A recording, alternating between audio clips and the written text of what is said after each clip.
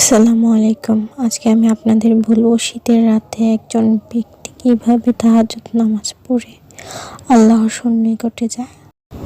শীতের এক গভীর রাত, চারপাশ নিস্তব্ধ, বাতাসে কুয়াশা আর কম্বলের ভেতর থেকেও শীত কাঁপিয়ে দিচ্ছে শরীর। ঠিক সেই সময় ঘুম ভেঙে যায় তার।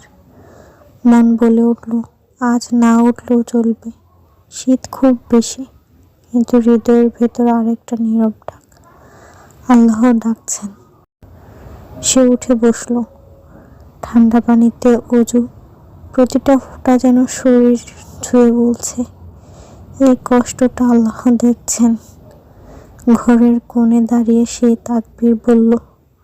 চারদিকে কেউ নেই, না মানুষ না শব্দ, শুধু সে আর তার রব। সিজদায় মাথা রাখতেই চোখের কোণে পানি চলে আসলো।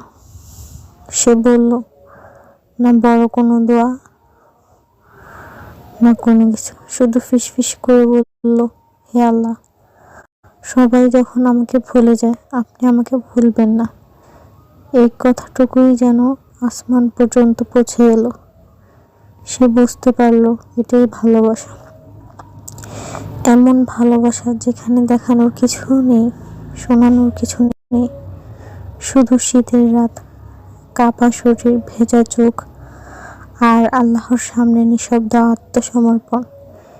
এই তাহাজ্জুদ কোনো নামাজ না, এটা আল্লাহর সাথে একান্ত প্রেমের সাক্ষাৎ, যেখানে আল্লাহ বলেন না শব্দে, কিন্তু হৃদয়ে শান্তি ঢেলে দেন। আর বান্দা বুঝে যায়, আমার রব আমাকে ভালোবাসেন, তাই তো এই রাতে আমাকে ডেকেছেন। যে শীতের রাতে তাহাজ্জুদের জন্য উঠতে পারে, সে জানে আল্লাহর সাথে প্রেম মানে কষ্টের মধ্যেও অদ্ভুত এক শান্তি।